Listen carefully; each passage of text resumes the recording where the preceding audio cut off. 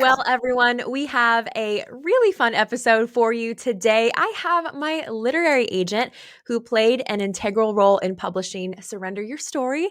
Teresa, thank you so much for taking the time and having this phone call and this interview. I'm really excited for people to learn from you and get to see a little sneak peek into publishing. So, before we get into the conversation, will you introduce yourself and what you do? Yeah, Tara, I'm so glad to be here. Thank you for asking me. I feel very privileged and honored to be on your podcast. Um, Again, my name is Teresa Evenson. I am a literary agent with the William K. Jensen Literary Agency. I have been an agent since 2014, so I don't know, 7, 8 years going on. But I've actually been in the publishing industry since 1991. So Wow. it's hard to believe it, almost over 30 years. Yeah. Um, but I love being an agent and love working with authors like you. Yeah, and you have a fun background in PR and publicity, and you've done a lot of marketing. You've done a lot of different areas that have, I believe, really helped you do what you do today. So I'm excited to talk all about that. But fun fact for those listening, we'll get into this. But Teresa and I used to live not too far away from each other. She recently moved, but it's not likely or it's not very common to have people, at least for me, because I live in Oregon, to have people close to me in the publishing world. Everyone lives in the South or the Midwest. And so it was a pretty cool God thing how we met. But let's talk about, first of all, how we met and how this whole thing kind of got started. Teresa, when was the first time, if you could share with our friends listening, like that we got in contact and how that really Mhm. happened? Yeah. Well, it was about 2 years ago because I remember you just gotten married. I think you were Yeah. married just 1 month when Yeah. we met for coffee. And another author that I represent had been on your podcast. And so this author called me and said, Teresa, I was just on this podcast and I really liked Tara. She was very deep biblically and just sound as far as sharing the word of God with young women. She said, I think you're going to really like her. I think you should investigate her. Excuse me. So I did. So I started looking up your Instagram, and agents will do their own research. And I listened to your podcast too. And I liked what I saw. And so I reached out to you, and then we met for coffee. Yeah. Yeah. So that was really a sweet connection. It was actually Gretchen Saffels who was on, let's see here. A year and a half ago. It was a while ago that we had that conversation. And I remember talking to Gretchen because she was in the thick of doing PR and podcasts for her book that was coming out.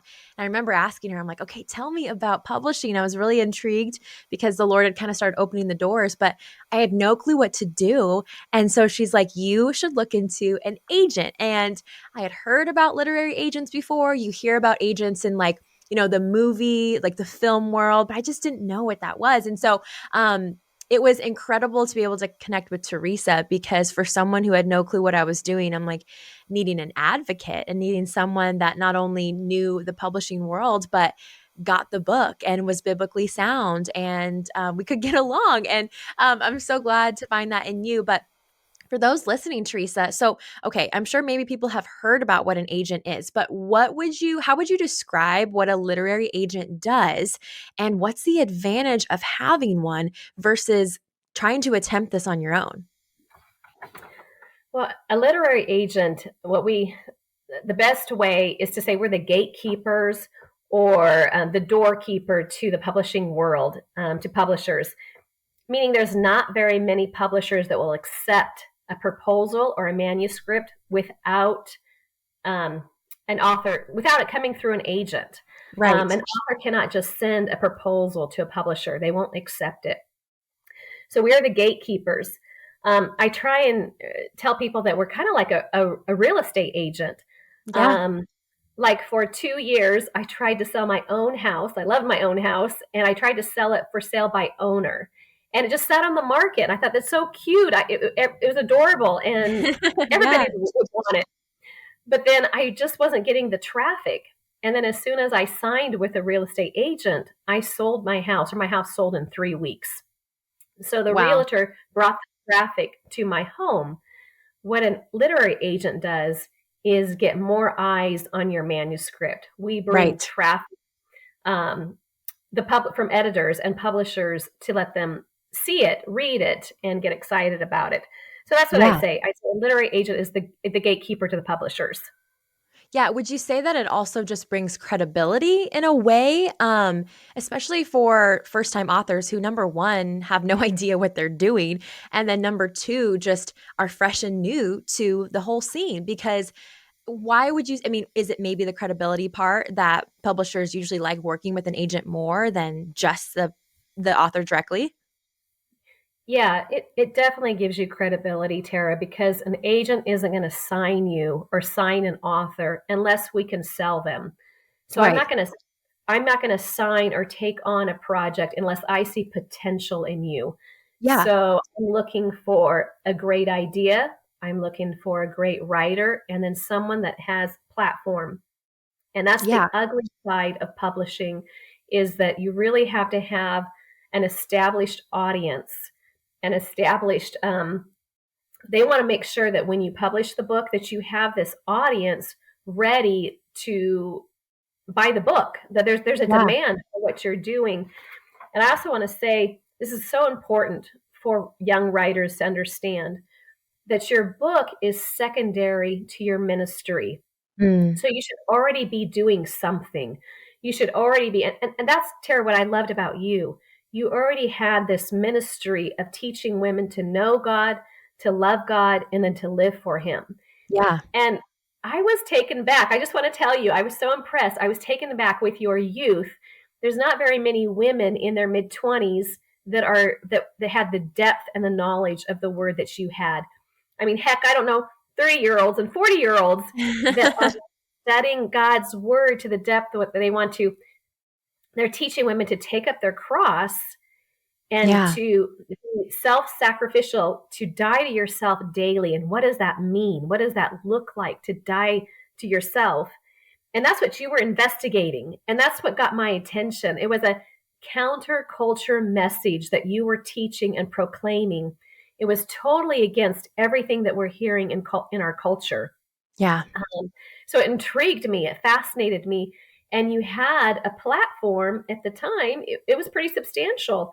Um, I'm trying to so it was remember, yeah, where it was at. it was like 60,000 or more. Now it's even grown, I think, to over 80. But you were already doing something. And so the book is a byproduct of what you're already doing. Right. Say, like the greatest generation there ever was, they did something, and then the book comes after it. Right, So right. that's what I would encourage authors to do.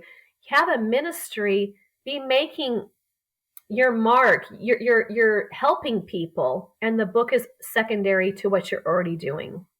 I really appreciate that you said that, Teresa, because there are so many people who listen to the podcast that are in ministry or have a desire to write, no matter where they're at.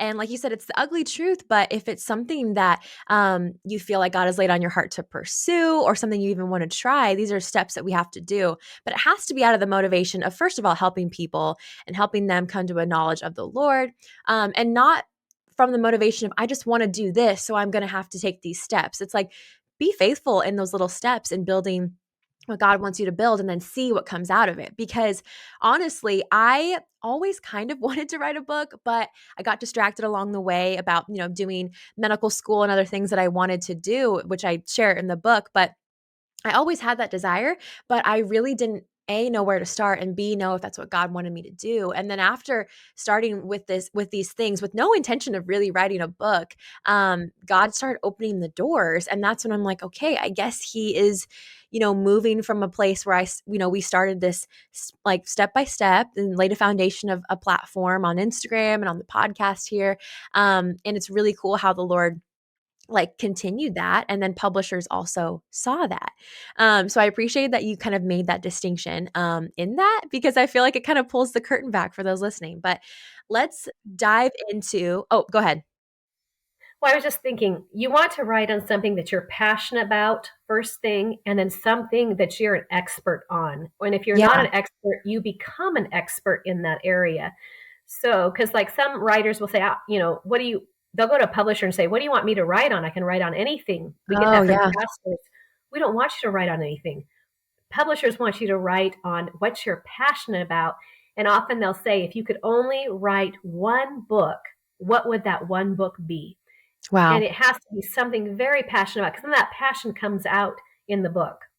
Absolutely. And I think it's just narrowing it down because it can get too broad. And we even found that in Surrender Your Story, like just building a great plan and an outline just really helped the process. I'm getting ahead of myself, but let's jump into that now. What does the journey to publishing look like hand in hand with an agent? Where does it start? Where did you and I begin? Let's talk a little bit about from after that coffee date that we met up and we talked, and I had a little bit of an idea of what I wanted the book to be because, side note, I had gotten an email from a publisher, not the one I chose, but a publisher probably, I want to say September, maybe 4 or 5 months before Teresa and I actually met.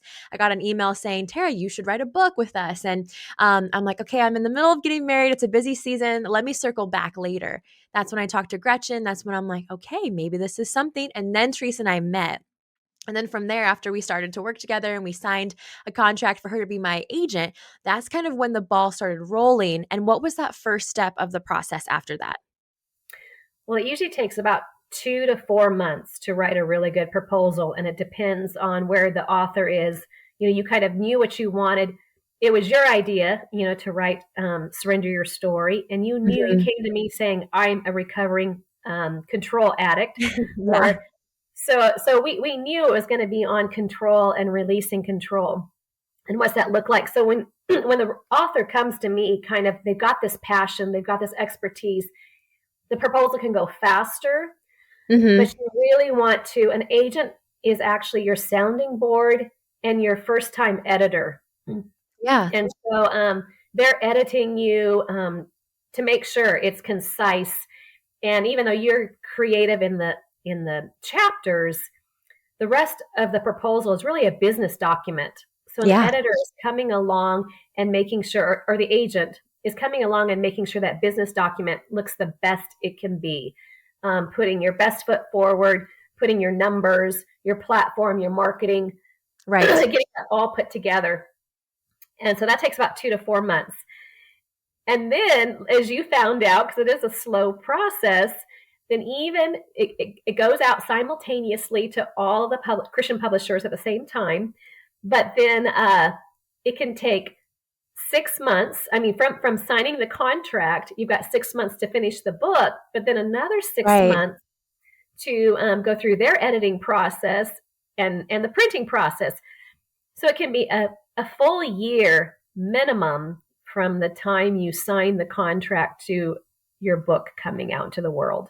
Yeah, and that's something that I didn't realize, and I think maybe a lot of people don't realize either about the publishing process is that it takes a long time. So long. Like from the moment Teresa and I signed, or from the moment Teresa and I met, it was super close to being 2 years that the book came out from there, which is crazy. So I didn't realize that time that it took, but I keep telling people I'm so thankful that we spent the time on that proposal to really fine tune it. And you also send it out at a very strategic time, because there are seasons that, publishers are more active and then they're more dormant. Just things like that were so helpful.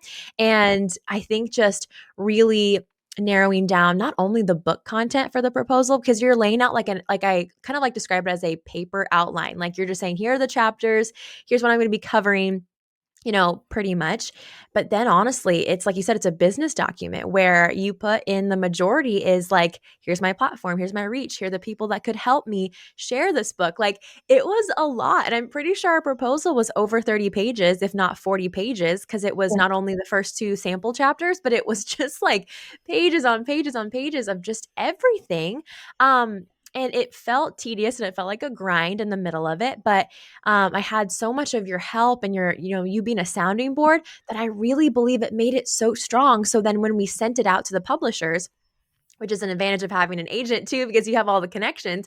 But when we sent it out, like I felt super confident, no matter like I wasn't sure the response, but I felt confident that we had done the best work there. Yeah, in the proposal, you're also doing, an annotated outline of the entire book. And so Yeah. as your agent, I did push you hard, Tara, right? I mean, I pushed Yeah. you Yes. hard to really write out a, a couple of paragraphs on each chapter, like what is this book about? So Yeah. the editor knows. But then on the back end, did it make it easier for you to write the book because you already had the whole book outlined in your head, right? And on paper? Yes. Yes, absolutely. And I have a lot of friends who are in this process and they have their own agents and things like that, but I told them I'm like, "Okay, work on that annotated outline so hard and if you can, at least for me, I know everyone writes differently. I'm like, but try to plan that in advance and have a good plan so that when you start writing, when you're the first day of your 6-month, process starts of writing, that you can like have relative confidence and direction when you start writing because you can get in the middle of it and be like, I don't know what I'm doing. I don't know what I'm writing. And you have quite a time crunch. And so for me, I love that we spent the time because when I started writing, I like was able to go. And I know it's the Lord that also carried me, but I was just like, we prepared so well that I knew the content forwards and backwards. So I could look at my outline and be like, okay, this is what I'm typing for this chapter in this section. And like, it was just super helpful. And I also think that really translated into the excitement from publishers. Yep. And then you got multiple book offers. So you Yeah. didn't just get one, you got multiple ones. And then that's what an agent is there to try. That's our ultimate goal, to get more than Yeah. one book offer so that gives you more options, more choices, and then you can take your pick from the various editors that you met. Yeah. And, we talked about this before. It's like you just need one, hopefully one really good one that you feel like you feel confident in and you align with not only their theological beliefs, but just their stances on a lot of things. Like you just need one. And I'm really thankful of the publisher I chose. But in the middle of it, it was really difficult to choose because truthfully could have gone with really anyone, but it really for me came down to who was my editor. And the reason why was because the editor is not just someone who reads your book and says, okay, that's fine. They are literally editing. They are picking through your book. They are adding things, they're getting rid of things. And obviously their additions or their edits and anything they add or omit is suggestions because it's ultimately your book, but they're the one that's either going to help you strengthen it or not. And I had to like that was my main factor in choosing the publisher that I did because it was kind of this it was this like not I don't even know how to describe it. It was basically like me deciding between two. And I really thought about it. I'm like, okay, there's pros and cons, but the biggest thing that stood out to me was my editor and how theologically sound he was and how much more excited he was about this idea of surrender and control. And looking back, I'm so thankful I did because he made the book what it is. And Teresa even knows like we started the proposal and the book is really it stayed true to what my desire was, but it also changed a lot in the process but like in the best ways. Yeah, and I was impressed too, Tara, that some writers or authors will pick the highest advance that a publisher offers to them, and you did not. And so Mhm. you picked kind of, a mediocre one or one kind of in the middle. And because you were going with the editor that you thought would make you the most theologically sound, that would come alongside you and be the best partner for you, Yeah. going, no, you really took a hard look at all those editors and what they brought to the table. And I thought she made a very wise choice. And so, Oh, as your well, agent, yeah. I can just give you the pros and cons of each one. But then Right. ultimately, it is the author, it is you that makes the decision. Right. And I am super thankful for that, just to have your sounding board and all of that. But it took me probably a month. I think it took us a month from the moment we had all the offers in to figure it out because I'm like, this is a big decision. And sure, it was tempting to maybe go with the highest monetary offer, which when Teresa says advance, that's like usually what they offer you up front as far as payment. And sure, it was tempting and it probably would have been okay. But I'm glad we went with the direction we did because it wasn't just okay. I think it really shows in the finished product and how much value there is in that. Which, by the way, as the book has been out for over a week now, it's been really cool to hear from people because they said, it's so theologically deep and it's not just surface level, which is what I wanted, but they're like, it's a really comfortable. It's a really easy read. And I love that we found that balance. And I'm really thankful to Daniel, my editor, and then just us working as a team to be like, okay, like, because I didn't want it to read like a textbook, but I wanted it to have depth that really like promoted life change and stood to God's word. And I'm just really thankful that we're hearing that feedback. I think that is great too. Yes, you did a great job, Tara, between storytelling and capturing them, with a story, and then just giving them biblical truths and pointing them back to Jesus. I thought you Yeah. did a great job. Yeah. So, okay, let's kind of quickly wrap up the journey. So, obviously, we are, I haven't, not going to really spoil anything, but Teresa and I's work together is not done. Let me just say that we're still going. Not there's more after Surrender Your Story. But for this project, at least after I turned in my manuscript, which was a week before Hunter was born, by the way. After I turned that in, what did the rest of our relationship on Surrender Your Story look like, and what does it look like today? Like, because your job as an agent doesn't stop after it's handed off to the editor. Like it continues. So briefly, what does that look like after the book was turned in and edited? Well, I take a back seat when you're working with the editor because I always tell writers and authors that, I helped you edit your first two chapters, but then too many cooks in the kitchen, spoils the recipe. So, and I don't want to be competing with your editor telling you something. So I Right. bow out. But then I love to jump back in when the marketing calls take place and the cover design, because covers are so important.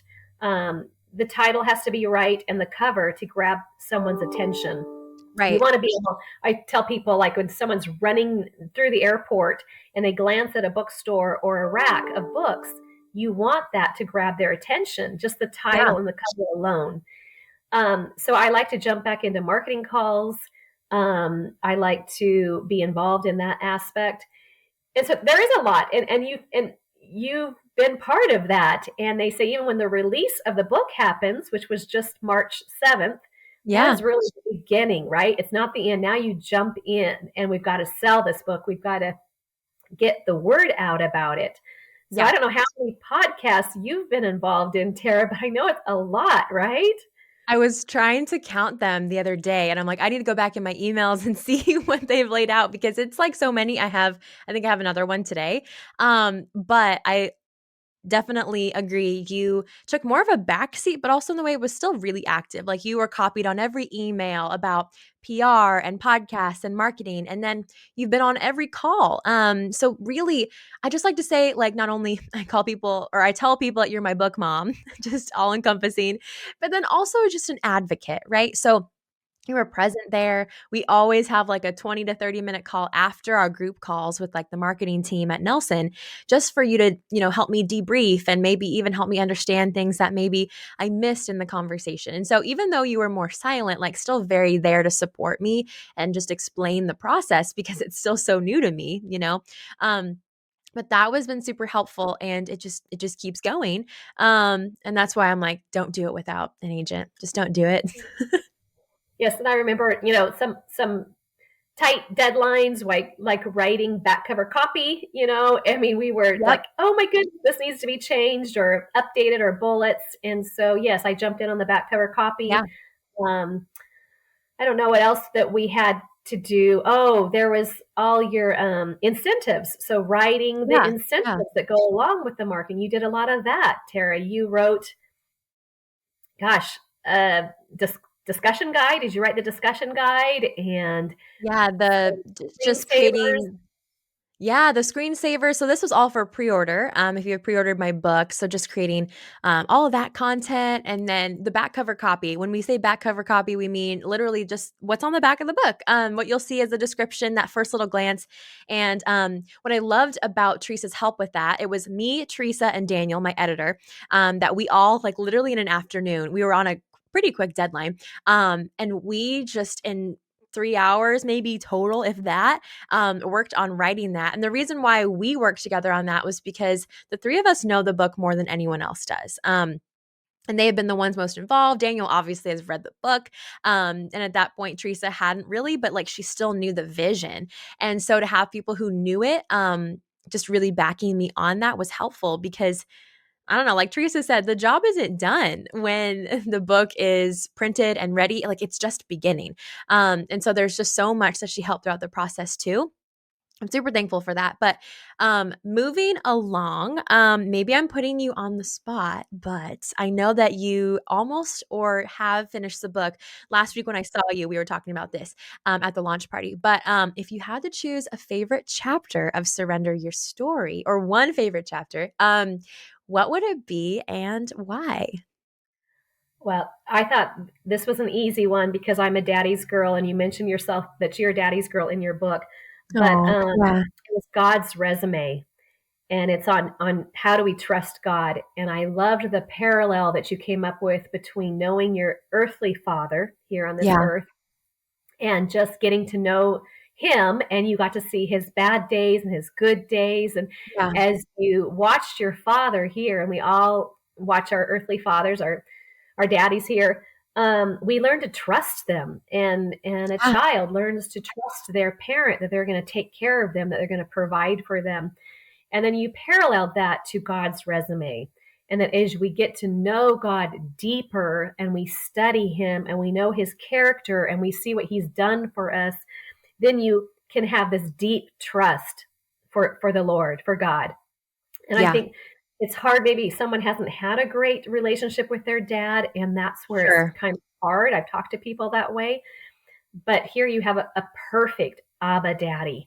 And what does that look like? So I pray and hope that people who haven't had a great father figure in their life can make this leap of faith, this jump.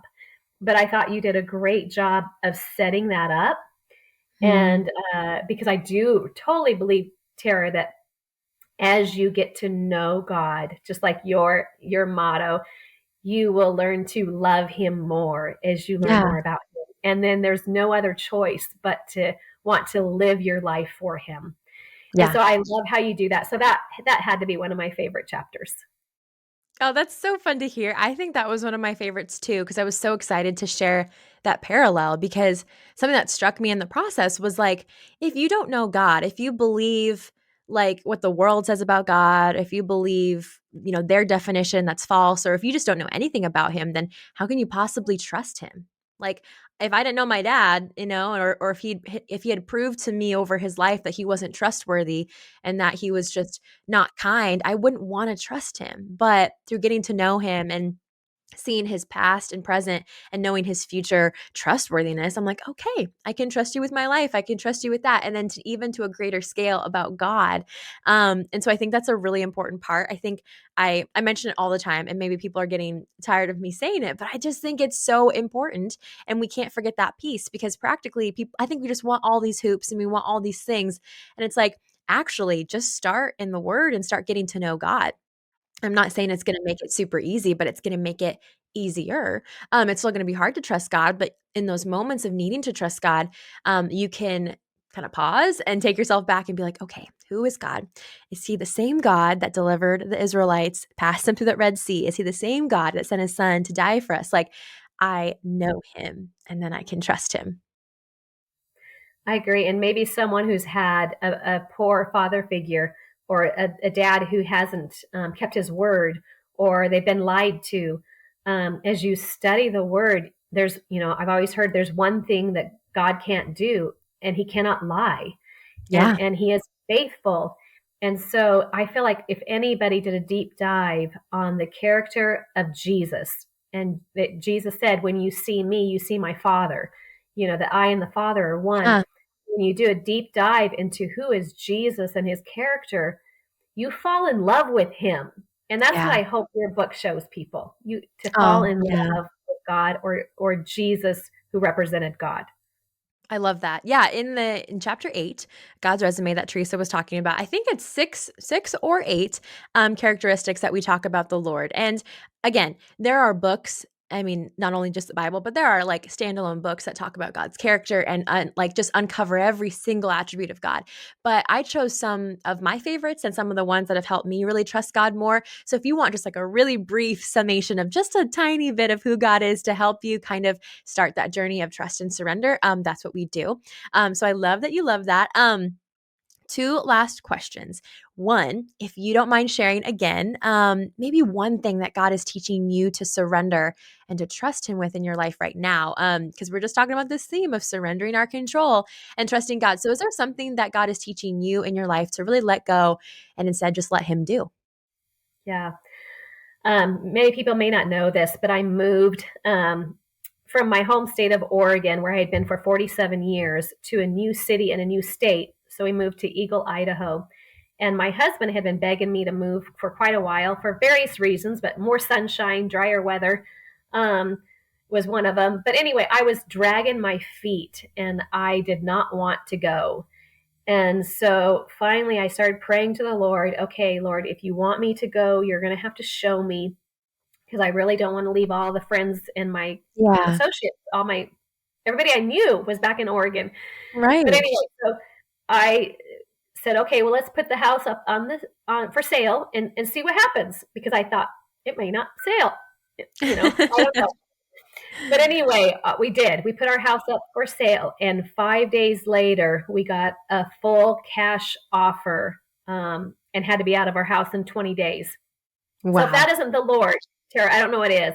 So I feel Yeah. like God just kicked me out of Oregon, and I surrendered. I just said, okay, Lord, my life is yours. Where I live is yours. I'm following the lead of my husband. And Yeah. so I'm just trusting the Lord that I'm where He wants me to be. Yeah. And so I'm still learning. I'm learning all the Yes. time. Yes, and that's the thing about it. I love that one of the first things Teresa and I talked about when we had this conversation about the book before I even started writing, before we even got an offer, any of those things, Teresa was saying, like, this is something that I am still learning too. And it's something you're going to learn from a very young age. It's something that you will learn until the day you die. And so I just love that it's so applicable across the board. And there's never nothing that we are perfectly like, that we perfectly have under control or that we perfectly don't need any help for. We always need to depend on God and trust Him with something in our lives. So thank you for sharing that. I love that. It's super applicable even still. Okay, last question. We talked about this at the book launch party. Teresa came down from Idaho, by the way, to celebrate with some close friends and family. But we did a little conversation there. But last question. For those listening to the podcast, we have such a fun podcast family, such a supportive community, dedicated listeners. For those who want to go maybe a little bit more beyond listening and subscribing to the show to support not only the show, but to support Surrender Your Story, what would you maybe say? What's the best way to support an author once the book is out in the world? Not only from just an encouraging standpoint, but from a publishing standpoint. Yeah. We did talk about this because I think the best thing, people who've read this book, who want to support you, who want to get the word out, is to leave a book review, Hmm. especially on Amazon, because that's people's number one place where they go to order books.